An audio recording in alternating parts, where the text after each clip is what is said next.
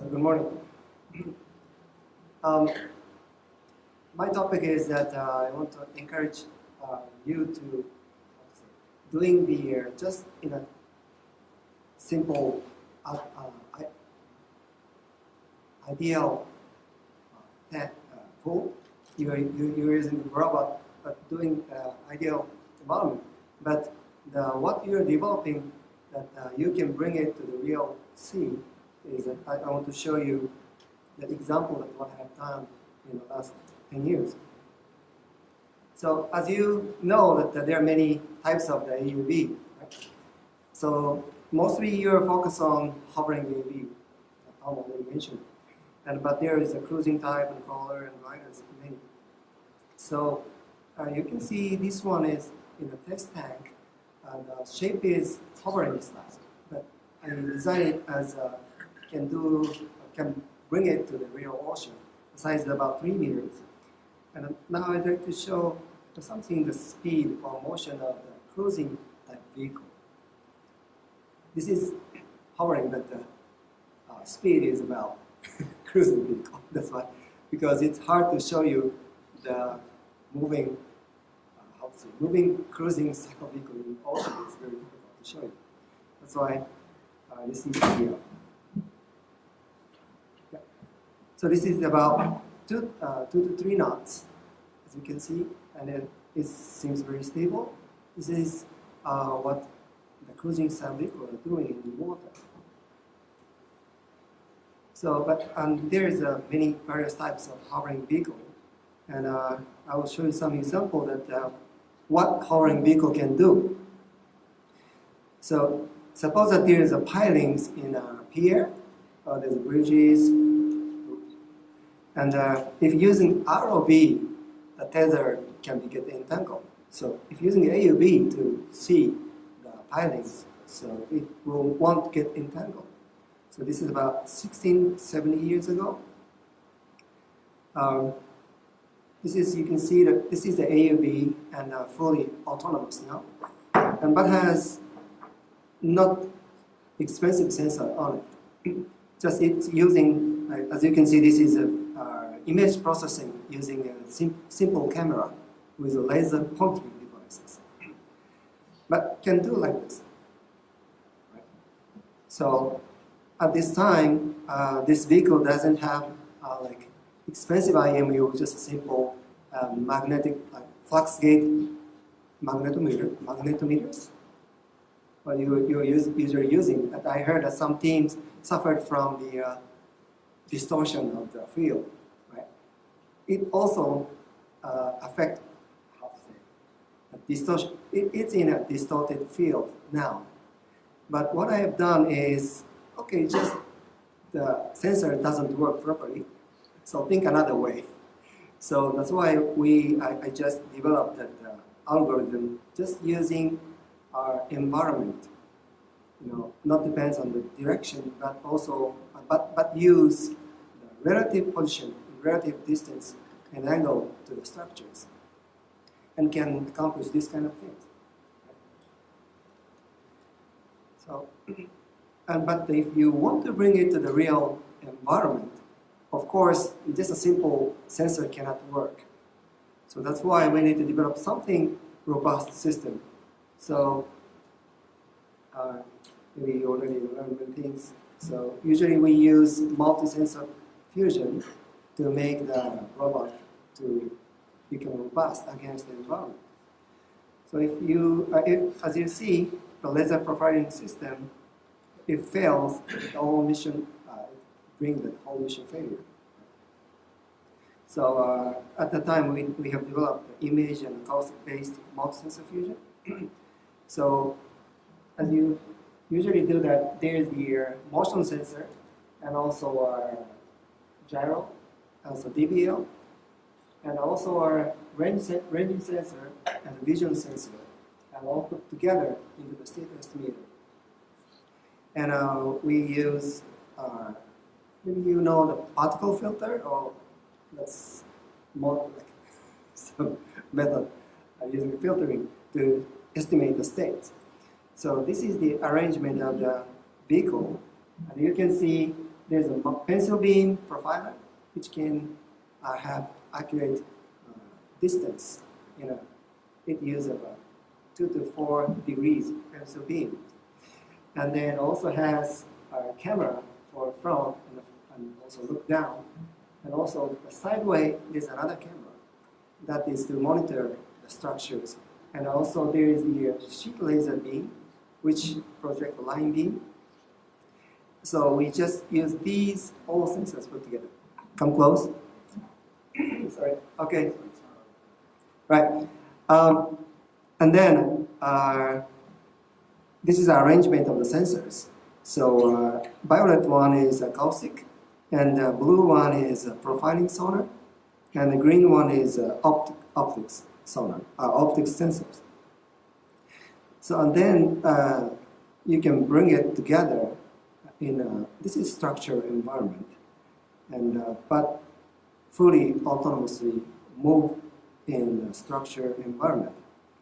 So we give the waypoints to follow. But as you can see, there are structured environments, so we cannot use acoustic positioning sensors like LBLs or USBLs, whatever. Just we are using the onboard sensors for this one.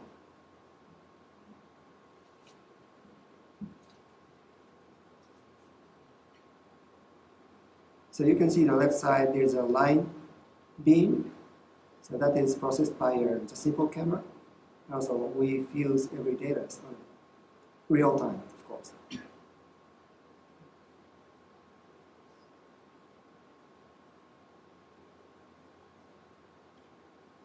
And then our mission finished, it usually surfaces up automatically. Right? So this is a inside state. But the right side is a particle that show how the vehicle estimates its positions. So the blue lines are pencil beam profiler.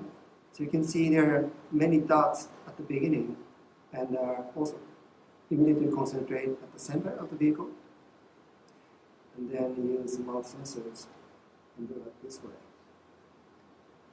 So then we can bring it to the real environment. So we choose a port, a big port, and that has a huge breakwater facing to the Pacific Ocean because it suffered before tsunami waves from South America. But again, we can say this breakwater again broken down in 2011. So this is, they said, so-called the deepest in the world, 63 meters. You can see 30-meter high of the rock mount and a 30-meter high of the breakwater casing. So we want to monitor inside the comb area, and to monitor the health of the casing surface. About 13 years ago, long years ago. So you can see it uses the same sensors, lasers and pencil beam profilers and DVLs and depth sensors in general, right? But not so expensive sensor on it, like not like INS inside. So it can be done. Just give a pre-given waypoint, and it can search everything and surface automatically. So the picture like this way can give you a mosaic image of the casing. So, and then another topic I will give you. So, showing these results, there's some another project come up because my university is originally combined with the fisheries and engineering. So they want to do something new. And then they want to use a vehicle. So we have proposed that the pen-free, which means no net, without the net. How about can we feed fish in open water without net? Which means that AUV will do something like a ship dock. Do you understand what I mean? Yeah. And this is a big picture, and multiple vehicles will take care of fish group in ocean. And suppose that somebody said that the vehicle bring the fish group to the market. Anyway. So in my university there was the project.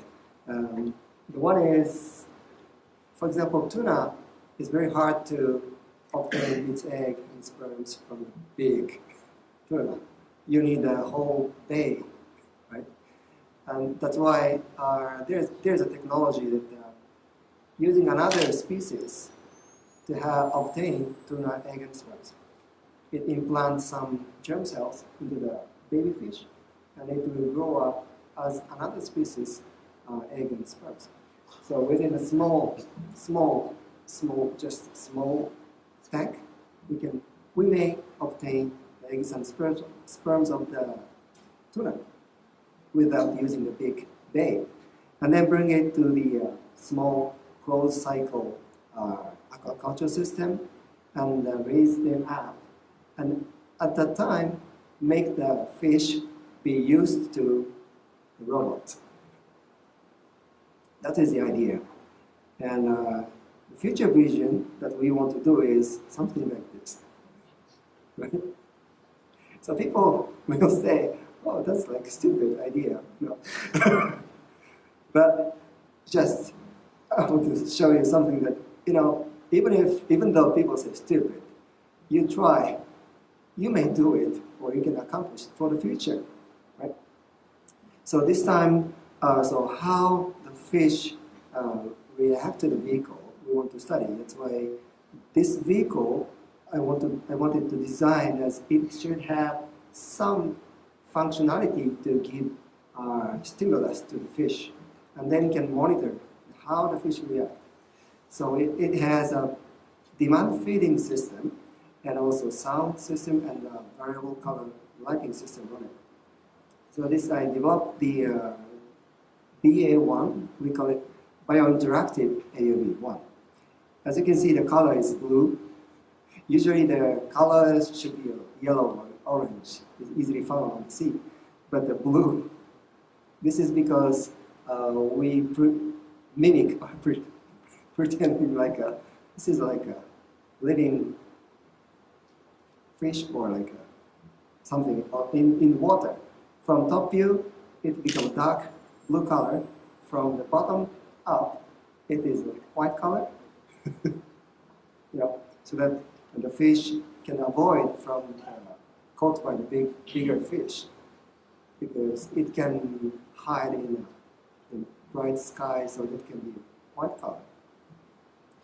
So this one is about 7 years ago. So this is just a basic study that how fish will react to the vehicle. So this is the test pen, the artificial pen that we put the dense net on it so that we can easily see the fish motion. Can you see that there's 100 sea breams, kind of like red snappers? Can you see that? It's hard to see. The fish are swim around the vehicle. And seems like following, right? And this is, how to say, expensive vehicle that we developed for this project. And you can see inside how the fish are doing. Actually, there is the one rod at the aft, and there's that one. There's a white lure on it. So when the fish peck the lure, so this vehicle will give the small amount of the bait for the fish. So as to the fish to learn, oh, this is not an enemy, I can follow it and pick the lure, I can receive some bait. Right? So as you see, this is the hovering motion that the same vehicle can do like this way.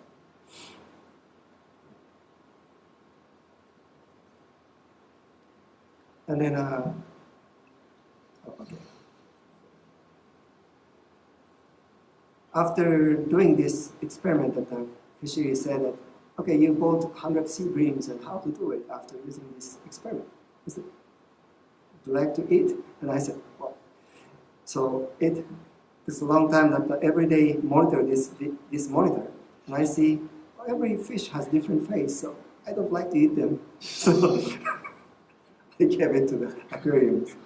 So this is the Bickle's high vision camera. Look at the back so that you can see how the fish react for the stimulus from the vehicle. And you will see from the left side, there's a small amount of the bait will come out in a few seconds. There's one. So after the bait come out, the fish of course excite and come to pick the bait. Right? And then at the same time, it has a acoustic camera, a data center on it, looking at the back, so you can see how the fish is moving. And something like smoking at the 1 meter to 1.5 meter, that is bait come out. And then the line on top, that is aquarium, the pen net. So it has, we usually use plastic structures, and only the pressure bottle is aluminum alloys. And this is a general arrangement. The main vessel has the computers, just exactly the same that you're using. And the battery bottle has many batteries on it. And it has 6 thrusters that is actually the same that you are doing. And it has a controller board, which is a very small. And my students are using the same microcontrollers for competition that what you're doing now. So imagine that the same microcontroller can use it for real ocean. Okay, this is the bottom part of the vehicle. You can see the bait syringe and the lure on it. Okay, so make it faster. So develop something, we need some testing. So we don't know how the bait is, how hard, or we don't like that the bait will not be melted by water, but can be pushed by the seawater. So we try many cases, and then found out, oh, this is useful. And then tried in a small tank. This is the river fish, seems very nervous, but the goldfish, when we push out the bait, oh, there's bait, and so many fish come together. And then another study that we have done is making some color lighting panels and to see how the fish react to the colors and the patterns. So I'll show you. This is the not the seawater fish, but can be eaten, and then keep the environment dark and light using white seems no reaction, and red also seems no reaction. But we put the color yellow or green, it really clearly swam to the light. Interestingly. Can you see? Very small around the light.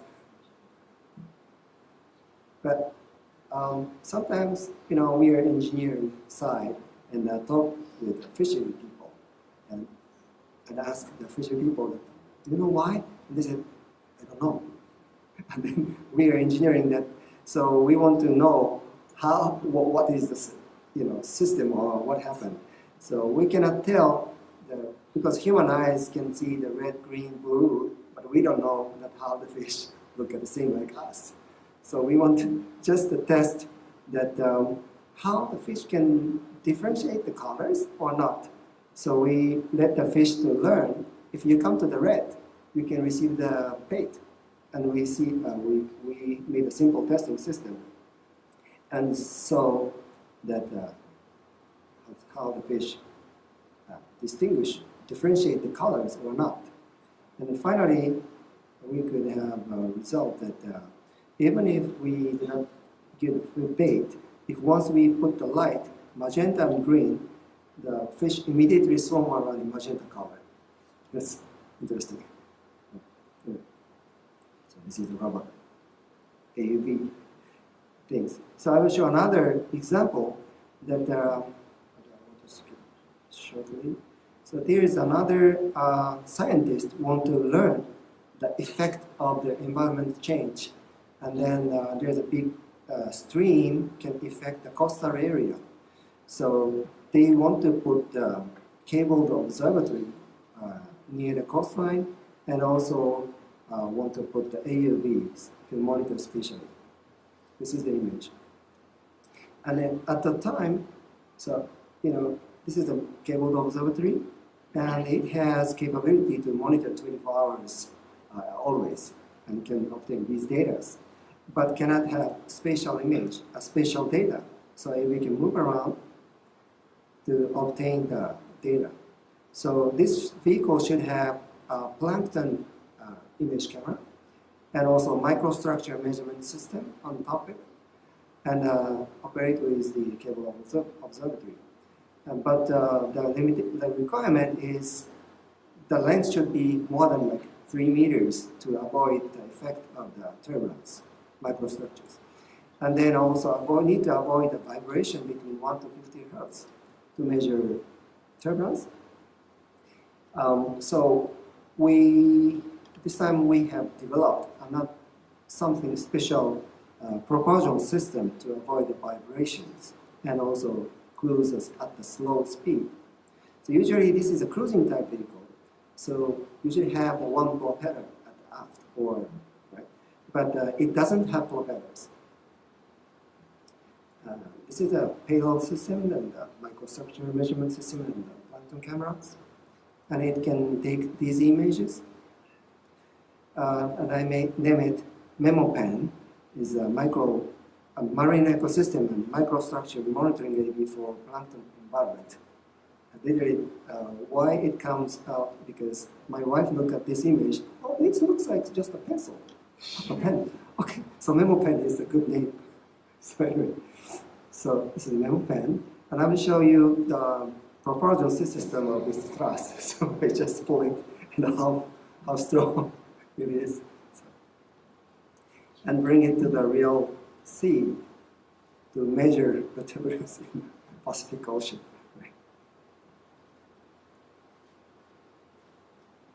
Okay. So, so I just want to say that, seeing that some vehicle can do substitute some task on the ROV, so AV can do it, and also bring some new application that you can find something with fisheries. And also this one, I'd like to show you that you can invent something that not common sense, having the no propellers on the cruising type vehicle. So I hope I was very impressed that you are ready to hard effort for the development of vehicles. So I'd like you to develop something that's new technology for the future. Thank you very much.